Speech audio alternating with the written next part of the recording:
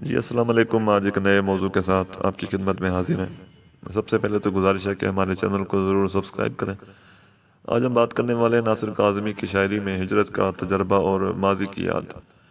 اردو ادب میں ہجرت کا موضوع کوئی نیا نہیں ہے اور یہ ایک خاص اہمیت کا حامل ہے۔ ہجرت چاہے وہ عارضی ہو یا مستقل، یہ ایک انتہائی اندوہناک اور تکلیف دہ عمل ہے، کیونکہ کوئی بھی انسان ہو وہ اپنے آبائی گاؤں، اپنے آبائی گھر اور گلی محلے سے شدید محبت رکھتا ہے، اور ہجرت صرف اپنی جائے پیدائش کو یا اپنی گلی محلے کو چھوڑنے کا نام نہیں ہے، بلکہ ہجرت تو ایک تہذیب و تمدن سے بچھڑ جانے کا نام ہے۔ اور 1947 کی جو ہجرت تھی اور نقل مکانی تھی، وہ تاریخ کا ایک بہت بڑا سیاہ باب اور ایک المیہ ہے کہ تقسیم برصغیر کے وقت ہماری جو تہذیبی اور ثقافتی تاریخ اور ورثہ تھا وہ تباہ و برباد ہو گیا۔ اس وقت جو محفلیں تھیں اور سجی سجائی جو ہماری بنی سنوری تہذیب تھی وہ اجڑ گئی۔ تو اس تمام صورتحال کا اظہار اردو شعروں میں اور اردو نثر میں بار بار ہوا، مگر اردو شاعری میں اگر بات کریں تو ہجر اور اداسی کے حوالے سے جو نام ہمارے ذہن میں آتا ہے وہ صرف ناصر کاظمی کا نام ہے۔ ہجرت اور تقسیم کے جو کربناک واقعات تھے اور ان کے اثرات تھے، اس کی جو نمائندگی ہے وہ ناصر کاظمی سے بہتر کوئی نہ کر سکا۔ ناصر کاظمی کی شاعری کا آغاز تو دراصل ہجرت کے عمل سے ہی ہوا، اور ہجرت اور ناصر کاظمی کی شاعری تقریباً ایک ساتھ ہی ان کا آغاز ہوا۔ جیسے کہ پہلے کہا جا چکا ہے کہ ہجرت کا مطلب صرف ایک سرزمین چھوڑنا نہیں ہے، تو جب تقسیم ہند ہوئی تو ہجرت کا مطلب صرف زمین چھوڑنا نہیں تھا، بلکہ ایک انسان جہاں پہ صدیوں سے رہتا آیا تھا، تو ان تمام حوالوں کو، ان رشتوں کو، ان گلیوں محلوں کو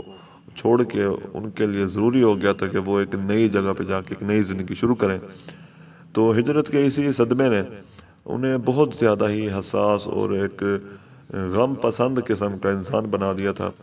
ان کی جو روح تھی وہ زخمی لہو لہان تھی، وہ ماضی کی یاد میں ہر وقت کھوئے رہتے، اور یہی ان کے اندر کی جو تلخی اور غم ہے وہ ہمیں ناصر کاظمی کی شاعری میں نظر آتی ہے۔ مثال کے طور پہ کہتے ہیں کہ انہیں صدیوں نہ بھولے گا زمانہ، یہاں جو حادثے کل ہو گئے ہیں۔ انہوں نے دراصل تقسیم کے وقت انسانیت کو خون کی ہولی کھیلتے دیکھا، خون میں نہاتے دیکھا۔ انہوں نے خواتین کی عزت کو نیلام ہوتے دیکھا۔ انہوں نے رشتوں ناتوں کو لمحے بھر میں بدلتے دیکھا۔ وہ خود بھی اپنا شہر امبالہ چھوڑ کے آئے تھے اور لاہور میں ہمیشہ کے لیے آ بسے۔ تو انہوں نے اس سفر کے دوران راستے میں اپنی آنکھوں سے قتل و غارت، لوٹ مار اور عصمتوں کو نیلام ہوتے دیکھا۔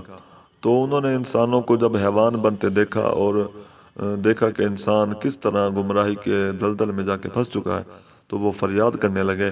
اور کہنے لگے کہ او میرے مصروف خدا، اپنی دنیا دیکھ ذرا، اتنی خلقت کے ہوتے شہروں میں ہے سناٹا، جھونپڑی والوں کی تقدیر بجھا بجھا سا ایک دیا، فصلیں جل کے راکھ ہوئیں، نگری نگری کال پڑا۔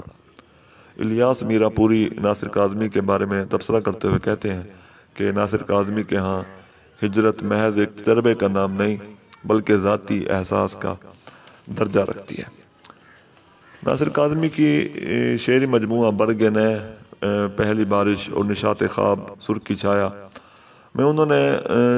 جو بھی غزلیں کی ہیں، غزلیں لکھی ہیں، ان میں 1946 سے لے کے 1950 تک کی جو غزلیں ہیں اس میں ہمیں زیادہ تر ہجرت کے جو تجربات ہیں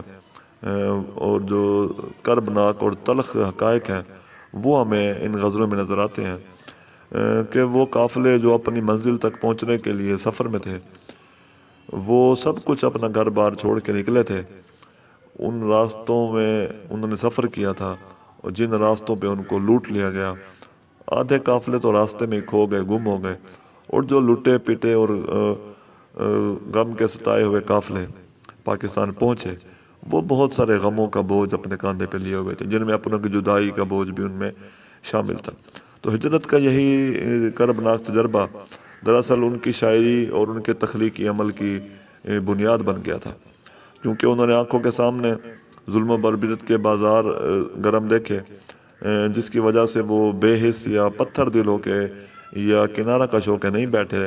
بلکہ انہوں نے ان تمام تلخ حقائق کو اور حقیقتوں کو شعری قالب میں ڈھالا اور عوام کے سامنے اپنے خیالات و جذبات کو انہوں نے اظہار کیا۔ ایک جگہ پہ کہتے ہیں کہ شہر در شہر گھر جلائے گئے، یوں بھی جشن طرب منائے گئے، ایک طرف دھوم کے بہار آئی، ایک طرف آشیاں جلائے گئے۔ ہجرت کے دوران جہاں قتل و غارت کا بازار گرم ہوا، وہاں ہمیں یہ بھی نظر آتا ہے کہ بے شمار عزتوں کی پامالی ہوئی۔ ناصر کاظمی کو اس کربناک مرحلے سے گزرنے کا اور حالات کے مشاہدہ کرنے کا موقع ملا، تو انہوں نے ان تمام حالات و واقعات کا اشاروں کے دائروں میں ذکر بھی کیا۔ مثال کے طور پہ کہا ہے کہ کیا کہوں کس طرح سرے بازار عصمتوں کے دیے بجھائے گئے۔ ناصر کاظمی جو لاہور سے شدید محبت کرنے کے باوجود اپنے جائے پیدائش اور اپنے بچپن اور اپنے آبائی شہر کو نہ بھلا سکے، کیونکہ انسان کی یہ فطرت ہے کہ وہ جس جگہ پہ پیدا ہوتا ہے تو اس جگہ اور شخص کو اس سے محبت ہو جاتی ہے، تو اگر وہ جگہ اسے چھین لی جائے تو وہ پھر ساری زندگی اس کی یاد میں کھویا رہتا ہے۔ تو ناصر کی شاعری بھی دراصل یاد رفتگاں کی ایک علامت بن چکی ہے، جس میں وہ اپنے شہر سے بچھڑنے کا نوحہ بھی پڑھتے ہوئے نظر آتے ہیں۔ کہتے ہیں کہ امبالہ ایک شہر تھا، سنتے ہیں اب بھی ہے، میں ہوں اسی لٹے ہوئے کریے کی روشنی۔ دراصل ان کی شاعری میں ہمیں اپنے یاروں، دوستوں، اپنے جاننے والوں، اپنے رشتہ داروں سے بچھڑنے کا غم نظر آتا ہے۔ کہتے ہیں کہ جنہیں ہم دیکھ کر جیتے تھے ناصر، وہ لوگ آنکھوں سے اوجھل ہو گئے ہیں۔ ایک اور جگہ کہتے ہیں گلی گلی آباد تھی جن سے، کہاں گئے وہ لوگ، دلی اب کے ایسی اجڑی، گھر گھر پھیلا سوگ۔ تو ناصر کیونکہ بار بار ماضی کو یاد کرتے ہیں اور ماضی کے آتشدان میں جو ان کی یادیں ہیں وہ ایک ایک کر کے جلتی جا رہی ہیں، اور وہ ایک ایک کر کے اپنی یادوں کو دوبارہ زندہ کرنے کی کوشش بھی کرتے ہیں اور بار بار ماضی میں جھانکنے کی کوشش کرتے ہیں۔ تو جب بھی وہ ماضی میں جھانکتے ہیں تو انہیں کوئی نہ کوئی یاد، کوئی نہ کوئی شخصیت، کوئی نہ کوئی چہرہ ضرور نظر آتا ہے۔ تو انہیں دراصل اپنے کھوئے ہوئے دوستوں، رشتہ داروں کی آرزو ہے، اور وہ دراصل اپنی گزری ہوئی اور کھوئی ہوئی تہذیب کی تلاش میں سرگردہ ہے، کیونکہ وہ ماضی پرست ہیں، ماضی سے محبت رکھتے ہیں، تو وہ منزل پہ پہنچ کے بھی اپنے ماضی کو ہی یاد کرتے ہیں اور اپنے رفتگاں کو ہی یاد کرتے ہیں۔ مثال کے طور پہ کہتے ہیں کہ پرانی صحبتیں یاد آ رہی ہیں، چراغوں کا دھواں دیکھا نہ جائے، میں بھٹکتا پھرتا ہوں دیر سے یوں ہی شہر شہر نگر نگر، کہاں کھو گیا میرا قافلہ، کہاں رہ گئے میرے ہم سفر۔ ایک اور جگہ کہتے ہیں مل ہی جائے گا رفتگاں کا سراغ، اور کچھ دن پھرو اداس اداس۔ احمد ندیم قاسمی ناصر کاظمی کی شاعری پر تبصرہ کرتے ہوئے کہتے ہیں کہ ناصر کا مسئلہ بھی ماضی اور اس سے وابستہ یادیں ہیں۔ ناصر کاظمی کو ماضی اور اس کی یاد بے چین، بے قرار، اداس رکھتی ہے، اور ناصر پر یہ کیفیت اکثر و بیشتر طاری رہتی ہے، اور وہ اسی کیفیت کے بل بوتے پر ہی شاعری میں اپنے ماضی سے محبت کے جذبات کا اظہار کرتے ہیں۔ کہتے ہیں کہ آج تو بے سبب اداس ہے جی، عشق ہوتا تو کوئی بات بھی تھی، تو جو اتنا اداس ہے ناصر، تجھے کیا ہو گیا بتا تو صحیح۔ تو ناصر کاظمی نے ہجرت کے اس تجربے کو ذاتی طور پہ تو انہوں نے کہتے ہیں کہ محسوس نہیں کیا، وہ صرف اپنا نوحہ بیان نہیں کرتے، کیونکہ وہ جو بھی تجربہ انہوں نے زندگی میں انہوں نے حاصل کیے تو وہ ان کی ذات تک محدود نہ رہے، بلکہ انہوں نے ان تجربات کی روشنی میں تمام پاکستان کے اندر جو لوگ انڈیا سے آئے تھے ان کے دکھوں کو انہوں نے محسوس کیا، کہ وہ صرف ناصر کاظمی کی ایک دردناک اور المناک کہانی نہیں تھی، بلکہ لاکھوں انسانوں کا ایک وہ المناک قصہ اور داستان بھی سناتے ہیں کہ پاکستان کو حاصل کرنے کا کام کوئی اتنا آسان اور سہل نہ تھا، کیونکہ اس کے لیے لاکھوں انسانوں کی قربانیاں دینی پڑیں، لاکھوں قافلوں کو سر راہ لوٹا گیا، اور پکی ہوئی کھڑی فصلوں کو جلایا گیا، گھروں کو جلایا گیا، عزتوں کو پامال کیا گیا، تب جا کے ہمیں یہ عرض مقدس حاصل ہوئی ہے۔ تو ناصر ان احوال کو کبھی واضح اور کبھی چھپے لفظوں میں اور استعاروں کی مدد سے بیان کرتے ہیں، مگر پھر بھی ان کے اندر کا جو غم ہے اور تلخی ہے وہ ہمیں واضح طور پہ جھلکتی ہوئی نظر آتی ہے۔ مثال کے طور پہ کہتے ہیں کہ یہاں تک آئے ہیں چینٹے لہو کی بارش کے، وہ رن پڑا ہے کسی دوسرے کنارے پر۔ ڈاکٹر آفتاب احمد ناصر کاظمی پہ تبصرہ کرتے ہوئے کہتے ہیں کہ ناصر کی آواز واقعی اپنے گرد و پیش، اپنے زمین و آسمان اور ہزاروں بلکہ لاکھوں انسانوں کی آواز بن گئی تھی۔ ناصر کاظمی غم پسندی کا شکار تھے۔ وہ نئے رتوں میں، نئے لوگوں میں اور نئے زمانے میں رہنے کے باوجود ماضی میں رہنا پسند کرتے تھے۔ وہ پرانی یادوں میں ہی میلے سجائے رہتے تھے۔ ان کے لیے کوئی بھی موسم آئے،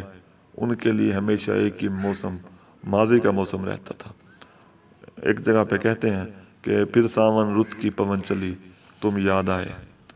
پھر پتوں کی پازیب بجی، تم یاد آئے۔ تو ناصر کاظمی کی زندگی میں جو بھی واقعات اور حالات رونما ہوئے اور پے در پہ جو حادثات تھے، انہیں درد کی دولت سے نوازا۔ اسی وجہ سے ان کے فن کو جو عروج اور شہرت ملی وہ کسی تعارف کی محتاج نہیں ہے، مگر پھر بھی ان تمام حالات اور واقعات ہونے کے باوجود انہوں نے اپنے اوپر کبھی بھی مایوسی کا لیبل نہیں لگایا۔ ان کی شاعری میں ہمیشہ ہمیں امید کی کرن نظر آتی ہے، اور وہ کہتے ہیں کہ مایوس نہ ہو اداس راہی، پھر آئے گا دور صبح گاہی، دیتے ہیں سراغ فصل گل کا، شاخوں پر جلے ہوئے بسیرے۔ شکریہ۔